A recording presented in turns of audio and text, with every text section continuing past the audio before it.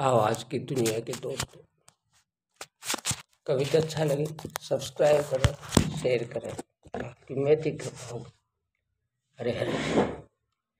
परम तप मनसे चेन्द्रियाणाम जय हो क्रांग परम तप तजजे सर्वधर्मेभ्य स धर्म पर उच्यते। मन और इंद्रियों की एकाग्रता ही परम तप है। उनका जय सब धर्मों से महान है। श्रीमद् वाद शंकराचार्य। तपसु सर्वेषु एकाग्रता परम तप। तमाम प्रकार के धर्मों का अनुष्ठान करने से भी एकाग्रता रूपी तप बड़ा होता है। हम लोग देखते हैं कि जिस व्यक्ति के जीवन में जितनी एकाग्रता है वह उतने अंश में उस क्षेत्र में सफल होता है। फिर वह आइंस्टीन का विज्ञान हो, चाहे साक्रेटिस का तत्व चिंतन हो, रामानुजाचार्य का भक्ति भाव हो, चाहे शंकराचार्य का अद्वैतवाद हो, कबीर जी का अव्यक्त हो, चाहे मीरा का गिरधर गोपाल हो। जिस विषय में जितने अंश में एकाग्रता होती है उतने ही अंश में उस व्यक्ति का जीवन उस विषय में चमकता है। एकाग्रता और भगवत दर्शन। जिस मूर्ति को गौरांग निहारते थे उस जगन्नाथ जी की औरों ने भी निहारा था। जिस मूर्ति को गौरांग निहारते थे उस जगन्नाथ जी को औरों ने भी निहारा था, लेकिन गौरांग की इतनी एकाग्रता थी कि वे सशरीर उसी मूर्ति में समा गए। जिस मूर्ति को मीरा जी देखती थी उस मूर्ति को और लोग भी देखते थे, लेकिन मीरा की एकाग्रता ने अद्भुत चमत्कार कर दिया। धन्ना जाट ने सिलबट्टा पाया पंडित से। जिस सिलबट्टे से पंडित रोज भांग रगड़ता था वही सिलबट्टा धन्ना जाट की दृष्टि में ठाकुर जी बना और पूजा में रखा गया। धन्ना जाट की इतनी एकाग्रता हुई कि ठाकुर जी को उसी सिलबट्टे में से प्रकट होना पड़ा। काले कुत्ते को अनेक यात्रियों ने देखा था। नामदेव भी एक यात्री थे। अलग अलग तंबाकू लगाकर यात्री, अलग अलग तंबू लगाकर यात्री लोग भोजन बना रहे थे। कुत्तों को आया देखकर कोई बोला ये अपशकुन है। किसी ने कहा काला कुत्ता तो शकुन माना जाता है। वे लोग कुत्ते की चर्चा कर रहे थे। इतने में कुत्ता नामदेव की पक्की रोटी लेकर भागा। कुत्ते में भी भगवान को निहारने वाले भक्त नामदेव घी की कटोरी लेकर उसके पीछे भागे। सब में भगवान को निहारने की उनकी इतनी एकाग्रता थी, इतनी दृढ़ता थी कि उस कुत्ते में से भगवान को प्रकट होना पड़ा। हरे हरे। एकाग्रता सफलता की कुंजी। मनोवैज्ञानिकों का विज्ञान अगर मेज को कुर्सी दिखाने में सफल हो सकता है तो योगियों का विज्ञान जड़ में छुपे हुए चेतन को प्रकट करने में सफल क्यों नहीं हो सकता। वास्तव में जड़ जैसी कोई चीज नहीं है। जो जड़ दिखता है वह सब चेतन का विवर्त ही है। चेतन की घन सुषुप्ति को हम जड़ कहते हैं, क्षीण सुषुप्ति को वृक्ष आदि कहते हैं। वहीं चेतन अनेक प्रकार के सपनों में, कल्पना में जब होता है तब उसको जीव कहते हैं, और वही जब अपने स्वरूप में जागता है तब शिव स्वरूप हो जाता है।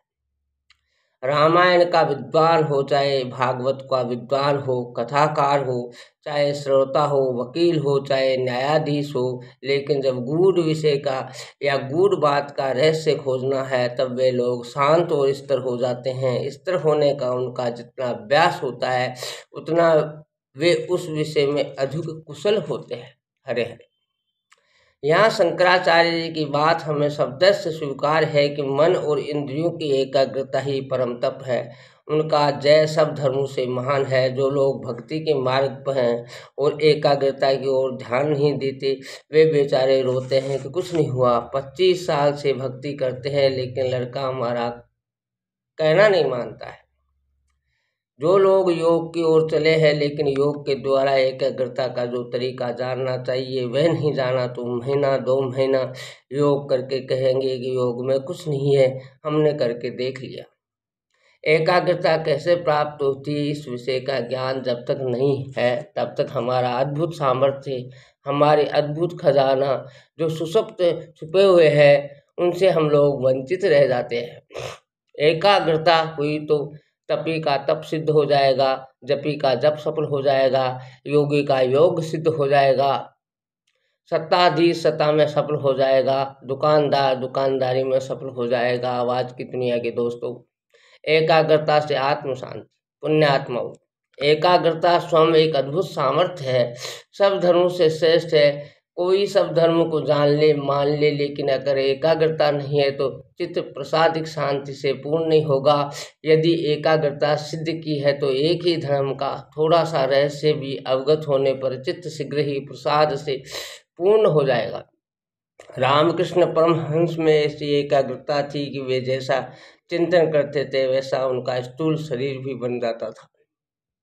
सखी संप्रदाय में मानते हैं कि एकमात्र भगवान ही पुरुष हैं, बाकी हम सब स्त्रियां हैं। स्वयं को स्त्री मानकर साधना की जाती है। बंगाल की तरफ इस शक्ति संप्रदाय का प्रचलन है।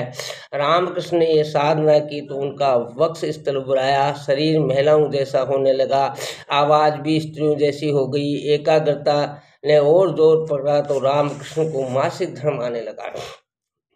मन का इतना प्रभाव है कि अगर पुरुष एकाग्रता से चिंतन करे मैं स्त्री हूँ तो उसको मासिक धर्म हो सकता है। पुरुष अगर एकाग्रता से चिंतन रहेगा मैं इन सबका साक्षी हूँ तो उसके साक्षी होने में भी देर नहीं है। पुरुष ये चिंतन करने लगे कि ये सब आने जाने वाला है, मन बुद्धि इंद्रियां ये सब प्रकृति के हैं, उसको देखने वाला मैं असंग हूँ। अयम पुरुष केवल निर्गुण से तो क्या वह सफल नहीं होगा।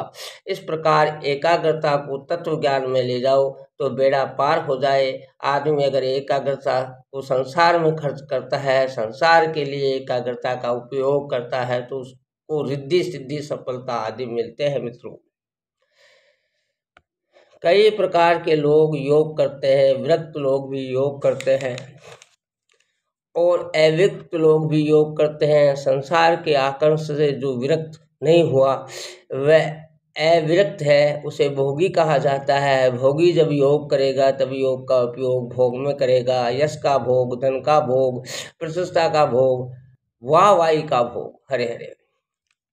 सचमुच जो निष्कामी महापुरुष हैं वे अगर योग करते हैं, ध्यान करते हैं तो उनकी एकाग्रता चित्त की विश्रांति, आत्म विश्रांति प्राप्त करती है। असुर लोग एकाग्रता करते हैं तो उसका उपयोग दूसरों को सताने में करते हैं और सज्जन लोग एकाग्रता करते हैं तो उसका उपयोग परमात्मा को पाने में करते हैं। भोगी लोग एकाग्रता करते हैं भोग में सफल होने के लिए और त्यागी लोग एकाग्रता करते हैं योग में सफल होने के लिए। इस प्रकार एकाग्रता सबके लिए उपयोगी है। मित्रों, वह भोगी हो चाहे त्यागी हो, सुर हो चाहे असुर। हरे हरे।